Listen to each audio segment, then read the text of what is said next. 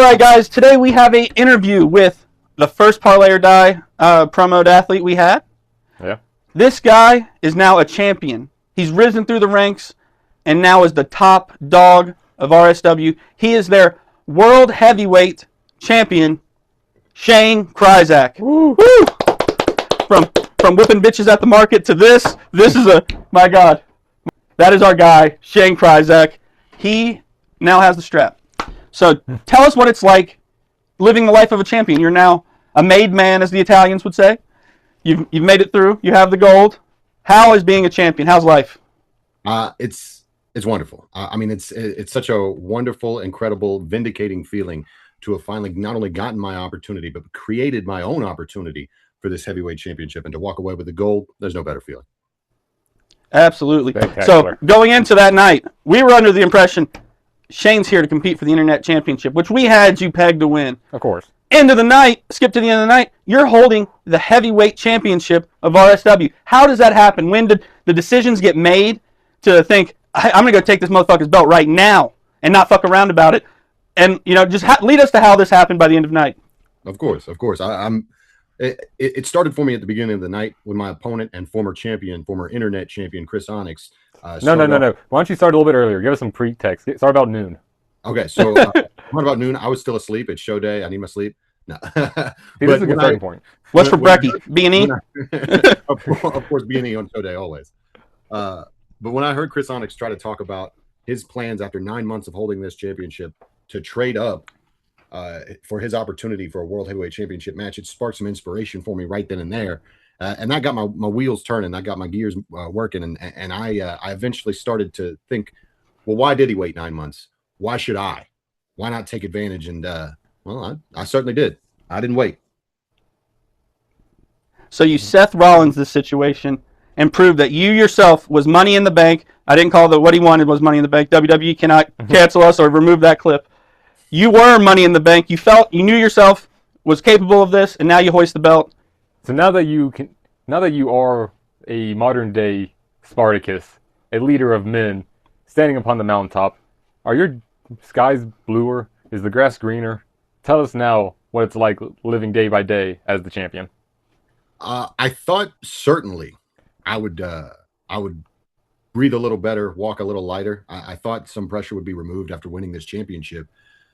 But this is where the work begins. It was immediately. I was already told about my first couple of defense options. My initial title defense, my first title defense is lined up for me already.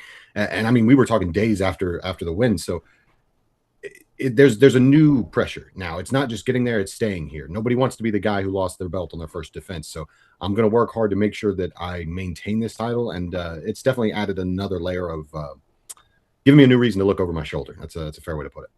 So, can you tell us anything about this first title defense coming up? You mean the one that's live from the Mannington State Fair, where my guy is taking on Matt Taylor? That's close. He's gonna take down this chump, this punk. You hit it right on the head. It's the Mannington State Fair. It's Matt Taylor. It's a big event. It's a big deal.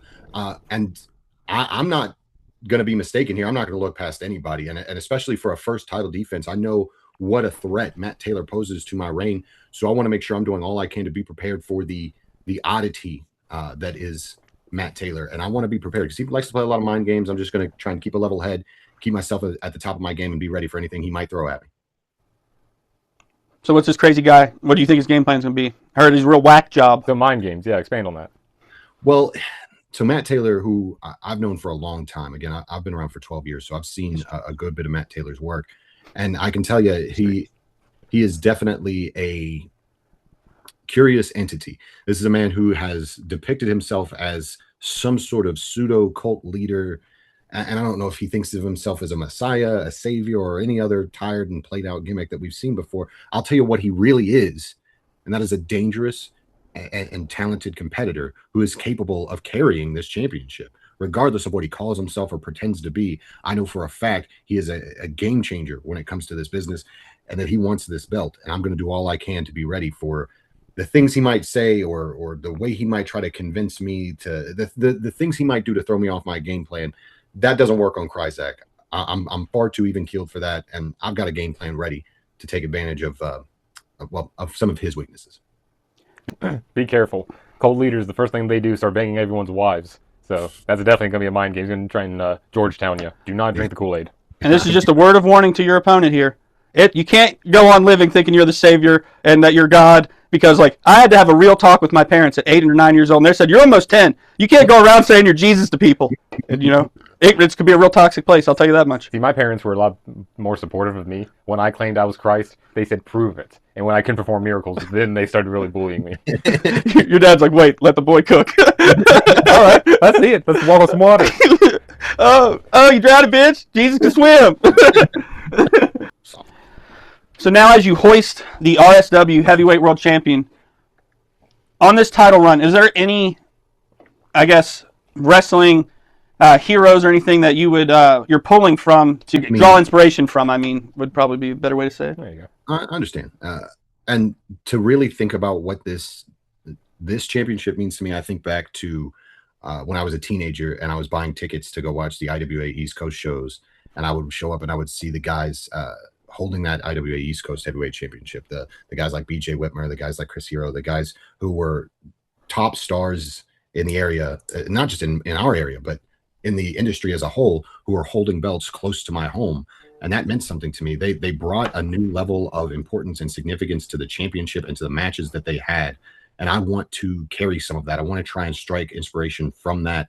And I want to make every match, every moment, and every minute of this championship reign feel significant, feel special, and feel important. Like a can't miss event every time I show up. That's what I'm trying to be inspired by.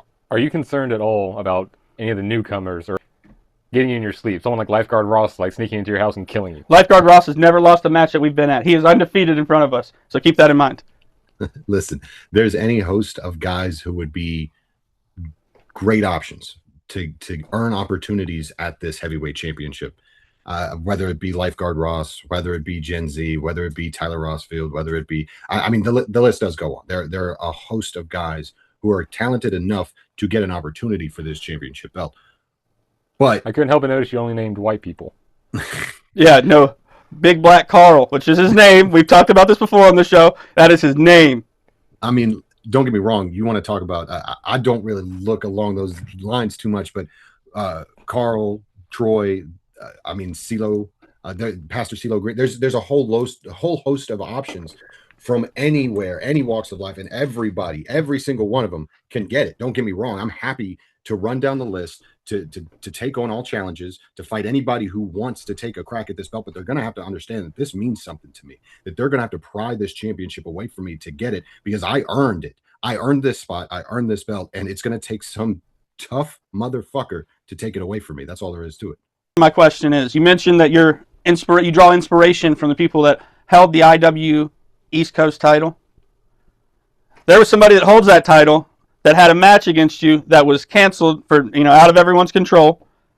Do you have any thoughts on running that back as a champion versus champion matchup? It's definitely top of the list for me. Troy Parker is one of the most talented men in the area, and he's got the respect of everybody looking his way.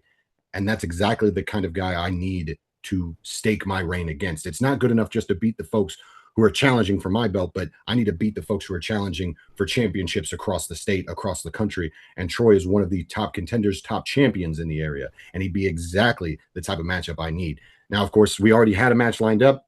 The circumstances have changed. There's going to have to be different considerations on all sides for us to make that happen now, but it's definitely something that I want to see real soon. Yeah, it probably won't be no DQ like we had negotiated there at the end. That would have been cool. Or what about like a TLC match? That'd be cool. Do something different. I don't think, in WWE included, there's not enough different matches for the championships. They do it sometimes for tag team, not a lot. There used to be like, oh, at this certain pay-per-view, you're going to get a TLC match for the belt or something like that. Bring back the more gimmicky matches for championships. They're entertaining. Except for the street fight. They use the street fight way too much. It's goddamn used every Friday on SmackDown, and I don't like it, especially if there's a holiday. They'll just be like, oh, the Christmas beatdown, or the street fight for Thanksgiving.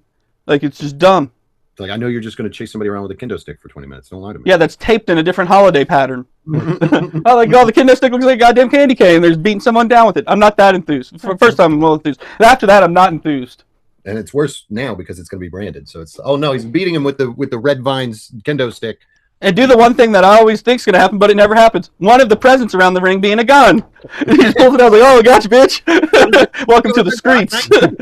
So your favorite NBA team is taking home the championship in the same year that you yourself are a champion. How does that make you feel, being such a, a longtime Knicks fan? They had the excuse for years that they were cursed, and that's why they weren't good at basketball, even though they got Carmelo Anthony probably too late in his career. Things like that. How are you feeling now that both of you are hoisting gold? There has always been something intrinsically linking me to the New York Knicks. It is a divine connection that I cannot explain, but it has been proven true and vindicated this year because the Knicks win their championship. Kryzak wins his championship. There's not much more I could ask for, really. It's an amazing feeling. That divine intervention he's talking about, he was drafted there on 2K when we both worked at Best Buy, and he stayed there for the rest of his career. I've heard worse reasons of being a fan. Some people live in Ohio and choose to be Ohio fans. Ridiculous. Fucking loyal, brand loyalty. The honorable thing would be to kill themselves so they don't have to be any fan of Ohio. But speaking of Ohio, we're giving away Kennywood tickets. That's Pennsylvania. But the thing is, you have to say a comment about which Ohio team you hate the most. That's true. A lot of Bobcats. Saw a couple Bobcats on there. I feel like that's a lazy excuse. I know. No one has said the Buckeyes. Such a hateable team. Also, it's easy to go to. Right there. So, in this elatement, do you have, by chance, any ring gears in mind that you're going to wear the Knicks colorway on your own championship run? Rocking the blue and orange, it's a hell of a colorway. Ooh, green and white is better, bud. We've definitely got a few things planned coming down the pike. We got to look good. If you're going to be a champion, you got to look like a champion, and we've got some championship level gear coming down real soon. Can't wait. All right. If you had to, you're playing matchmaker for us here. Top 5 matchups that you want during this title reign. Who are the top 5 people you say, I want to put the belt on the line, we're going to put on a hell of a match for the people? Well, I think the first 3 kind of write themselves. Theo Strong deserves himself a fair opportunity at my World Heavyweight Championship. Logan Taylor, being the Admiral champion that he has been, deserves a shot at winning this belt back.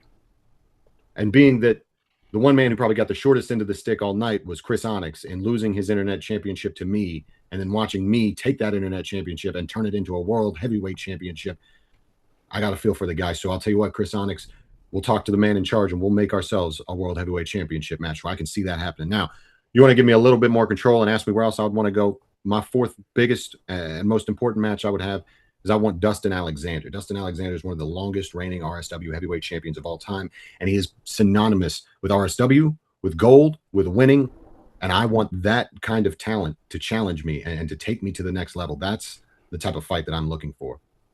And now wave a magic wand. I can do it anytime I want.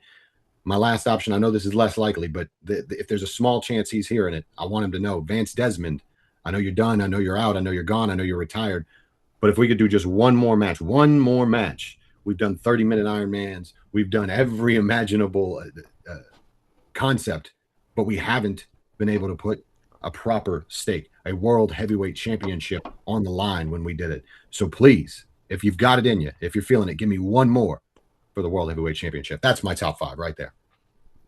The message is out there for you 5. You've been put on notice. Prepare for an ass whooping, my dudes. You're going to get fucked up by my man Shane Kryzak here. But you're a better man than me, Shane.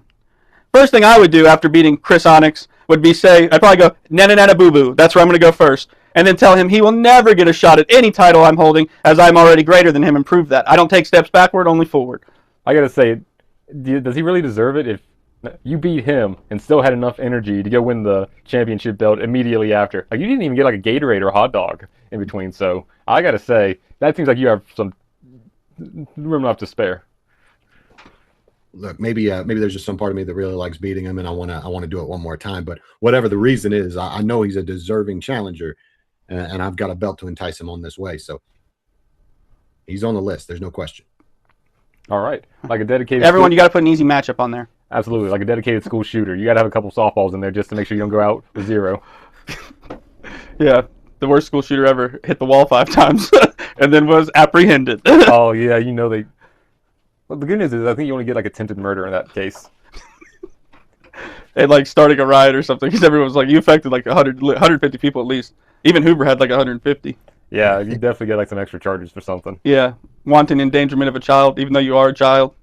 Being a bitch, I don't know. What I would do is I'd have a naked picture of myself, and right after if I failed, I'd throw it on the ground, and then everyone's there. The pedophile. And so our crimes cancel out, and they can't arrest me. Unless all of them are pedophiles for the rest of their lives. makes you think over some things. So you, back to where we kind of were talking here, where you are a man of integrity. You are better than us, because we would have totally mocked the guy and never give him a shot again. You are a man of honor. You are a fighting champion, as you've had plenty of matchups here in mind. You're ready to defend that belt. Superhero movies are big right now. Spider-Man is the #1 box office passing in-game, which is, huge, because that was a whole Avengers movie they spent way more money on. Yeah, he was only in that movie for like 20 minutes, and this one, you got a whole movie. Yeah, they should have had him in-game longer, maybe more money. Probably. Or Zendaya's. But just on this hero hype here that has built up recently, if you were a superhero, what superhero would you be? I mean, you gotta give me the no-brainer. Let me go Superman. Let Kryzak fly. I mean, let me fly. Let me shoot lasers out of my eyes.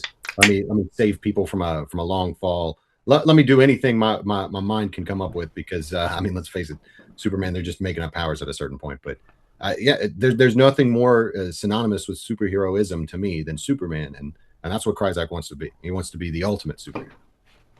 If I had to pick, I don't know. My head tells me Deadpool, but he looks like a nutsack. So I don't know if I would look. I don't have as much charisma as he does to pull off the nutsack look. Especially being bald, I would look hideous. But he has like every superpower that exists. Dude can like teleport in the later comics, and he just does whatever the fuck he wants. Really, he lives outside of comics in reality. Yeah. And Joker's not a superhero. I can't be the Joker. Tommy, you go ahead and skip me for a second. Let me think. This one's tough. Green Lantern's a bitch. Couldn't do it. He needs a ring to be who he is. Who is he married? Yeah, but Green Lantern's cool because then he gets to do whatever he wants, like the ring limitless. You also get to be a pilot. That's kind of cool. So you're Hal, not. Why aren't you Jon Stewart? Why am I not Jon Stewart? I'm not black.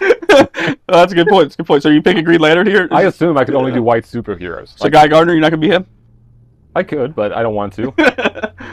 I don't think I could pick Black Panther. I feel like that'd be wrong. Because then it'd be me as the Black Panther, and I'd be the only white guy in all of Wakanda. And I just feel like it'd be tough making friends. I know a king and everything, but I feel like they wouldn't. Like I'd start to go out and make friends, and so it'd be tough. So you'd be the Green Lantern. Is that what we're getting here? Is that where we're all at? I pick Spider-Man. Spider-Man is cool. And God he's cool. Always plays a hot redhead. I'd have to move to the city. That's the only thing that sucks. You have to live in Queens too, not just the city. Not Queens. They'd probably pick a different city. No, that's not Spider-Man. That's true, but as Spider-Man, I can move. It's still me. I'll move to Queens. I would be Indian Spider-Man, but there's too many dogs there. Way too many dogs. Not enough people. Not enough people owning those dogs. I gotta come up with something quick. Venom's he's an anti-hero. Venom's pretty cool. Nah. They did discredit him as a journalist. Can't have that going around. Running a podcast and such. Yes. Iron Man's rich. I feel like there's no flaws to Iron Man at all. No, there really aren't. Yeah. #2 would be Captain America, but he's too honorable. They would not call me Captain America. I would like to be Captain America because only so many people get to punch Nazis. You can't do true. that. You can't do that anymore. They say, like, I'm not a Nazi. Sleeper cells. All right, and for our last question, we have a submitted question from somebody that you may know. Savannah. And here's her question. I think my biggest question would be, what's next? Where do we go from here? You finally got what you're fighting for so long. Now what? It's a great question. It's a great question. No better person to go to ask it. So I'll address her directly. And I'll tell you, Savannah, that this is just the start. And I know it's been a lot of work. It's been a lot of effort to try to get to this point. And we've done a lot of what we want to do, but this just broadens our horizons so much. This opens up so many doors and so many avenues for me to progress and bring us further along. There's new opportunities for our family to grow and develop, and for me to be able to create a new life for us based off of this championship. At the heart of it, if you want to know where do we go from here, the simplest way to say it is onward and upward. Nowhere else to be. Rudy. Bravo, bravissimo. Speaking of family, though, since we got you there already, how good did it feel to come and bring that belt back to your daughter and let her know, Papa's a champion? Now that was a unique experience. I haven't had that feeling. She's never gotten to hold a world heavyweight championship. She's never gotten to be close to a title like this. And so to be able to see the joy in her face and the way she lights up when she realizes the significance of what I've accomplished, I mean, I wish I could bottle it up and sell it. I'd be a millionaire. There's nothing that can compare to the way that felt. And it gives me a good reason to keep working hard to make sure I can maintain this, to make sure I keep bringing it back home to her. If you had to judge how much excitement there was on her end, this happening or getting like a Barbie dream house, like which one would she be more excited about? Don't lie. Now, listen, I got her a Barbie dream house, so I actually have a solid metric for this, and I can tell you for sure, without lying, without exaggeration, she was definitely much more excited about the Barbie dream house. But you can't compete with a Barbie dream house. That's just too cool, man. This has got to be a close. She has her own pool. It's got to be a close second for her. There's no way. Absolutely. But after you saw the Barbie movie, Barbie got neighbors. On this champion salary, you're going to have to buy a lot more Barbie dream houses to go in the neighborhood. We're going to have to get some new dream houses, some new dream cars, some new dreams coming true. That's for sure. Barbie always getting new shit. Now that you're the champion, is RSW going to bring an event back to the city of Charleston? You can defend your title in your own backyard? I certainly don't. I don't pick the locations, but I'm giving the folks at RSW every reason to want to come to Charleston. It's my hometown. I've got a lot of good folks who want to come out and see me do what I do, and now they'll get one really good reason to see it, and that is seeing a hometown hero hoist up this RSW World Heavyweight Championship right here in the hometown. You couldn't ask for more. We've got to make it happen as soon as possible. Wait, I almost forgot. We had one last question we forgot to ask him. How much sex have you been having wearing the belt? Oh, yeah. Have you? That's a good question.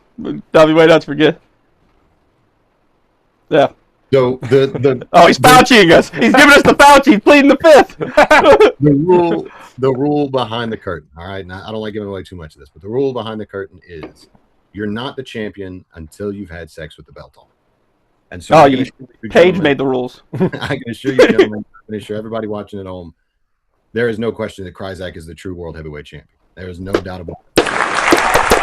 Yeah, that's our dog. Also, have you taken the stereotypical championship photo where the belt covers your ding dong and you're completely nude? I have, but we won't be leaking that until I'm desperate for more attention. Got it. The old CM Punk method. I like it. All right. Thank you for joining us today, Shane. We are excited to see this title run, how it plays out. We're going to have you back on the show throughout your title run and anytime there's a major WWE pay-per-view. And, also in your lessons for us where you're teaching us how to wrestle.